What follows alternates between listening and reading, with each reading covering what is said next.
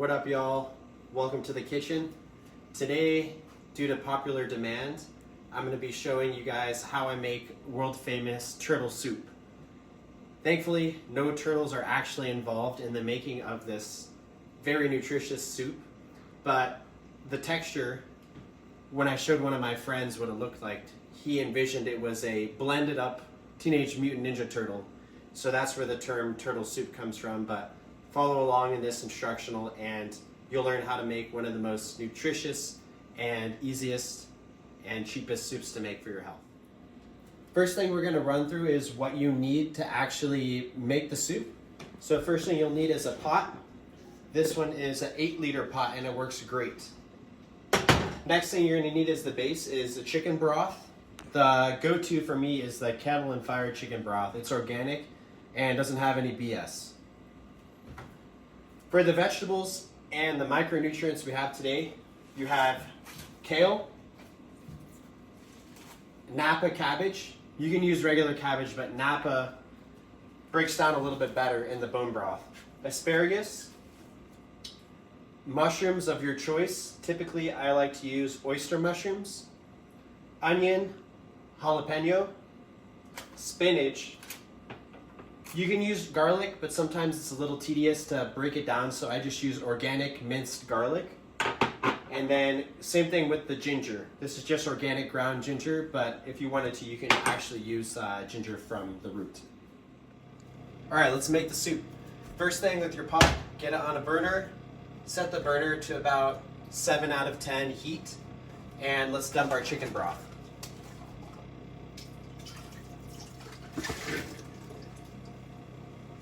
All right, so we've got our burner on 7 out of 10 heat. We've dumped all of the chicken broth into the bowl. Let that get warm, and while this warms, we begin to chop up our vegetables. Now that you've got your bone broth heating up, we'll start to add the ingredients, because it's going to take about an hour and a half to boil over. A lot of vegetables contain plant defense chemicals, which can be harmful to your gut if you don't cook them first. So that's why it's very important when you're eating vegetables, to the max extent practical, you try to cook them via boiling or sauteing them on a pan or baking them in the oven, something like that. So first ones we're going to do, you can cut up the jalapeno, drop them, chop the onion,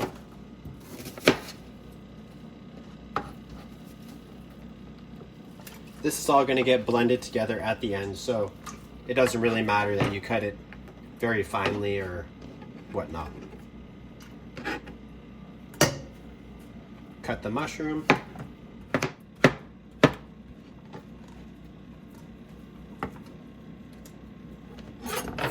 From there we add the ginger.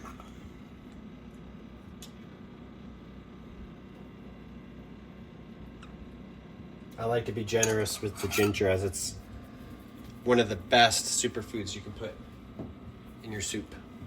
Add the minced garlic.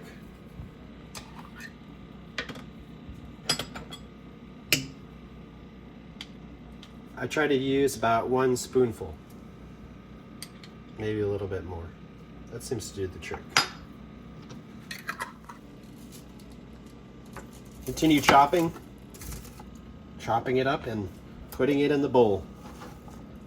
One of my favorite things about this soup is when you eat foods that are so nutrient rich, it's really satiating.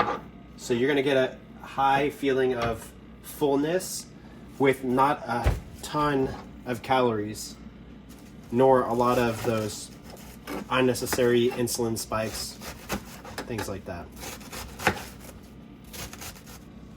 Onto the kale now. Yep, just like I alluded to before, the pot will start to get a little overflowy. It's okay, just keep stirring around. Eventually, when enough of the bone broth gets to the kale on the top, it'll all just pack itself down.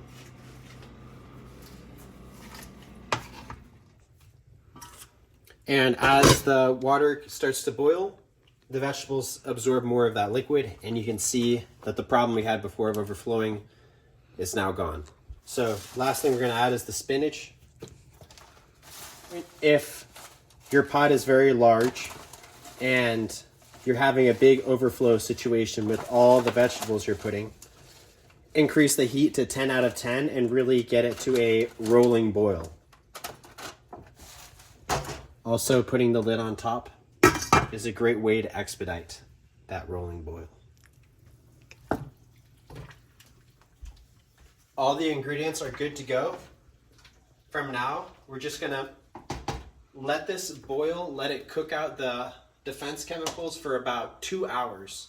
So set the timer for 2 hours and consistently cross-check to make sure that's not gonna overflow, because sometimes with that rolling boil, the water can get very full and overflow. So cross-check it every so often. And if you're really having a problem with the high heat, turn it down to about 8 out of 10, but that should be good. You really want to boil it off. 2 hours later. All right, welcome back. So about 2 hours have gone by. You can see that the soup actually has a different coloration than it did when we first started cooking it. Some of this has to do with the plant defense chemicals being boiled off over time in the water. So the soup right now is actually perfect to eat as is. I actually started off eating the soup this way, just straight out of the bowl right now. However, the texture can be a little bit unappetizing, to put it that way, or my preferred way to eat this is actually to blend it now and make it a very soft and very easy to eat way in the soup. And to do this, we use the Vitamix. And if you don't have a Vitamix, you can use any blender. I know some people have those Ninjas or whatever they are now. Those can work perfectly for this as well. So just take the soup, put it in your blender. You're gonna fill it up about 75% of the way to full.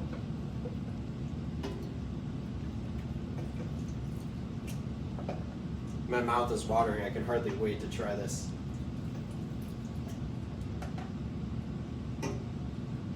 The smell is so fresh. It's like, you can feel the steam too. It's like you're getting a micronutrient facial, so to speak. All right, so that's about 75% full. Go ahead, put the lid on your blender. Make sure everything's good. Trust me, you would not want a green explosion to happen in the kitchen, so to speak.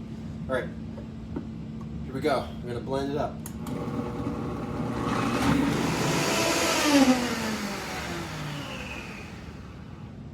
All right, blending complete. Looks good. Looks like the consistency of what we'd expect for turtle soup. So go ahead and take the lid off. Look at that, it's still steaming. Just calling my name, so to speak. All right, go ahead and do a quick taste test to make sure it's up to standard. Wow, it smells so good. Oh wow, that's delicious. You wouldn't even believe it has the stuff that it does in there, because the flavor is just so, you just feel it immediately hit you, and then you're like, wow, I feel like a healthy person when I eat this. So this is kind of a sneak peek into what it feels like to be a turtle, I guess. All right, anyway, once you got a good blend, I generally make large batches to allow for meal prep throughout the week.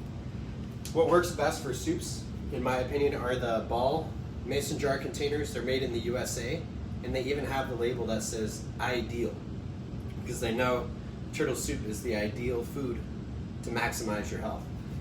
And then I just pour it in here. The great thing about this soup is, unlike salmon or scallops or shrimp, you can heat this up in the workplace guilt-free, because it doesn't smell bad at all. It smells delicious, so it's not going to stink up your office if you're worried about that.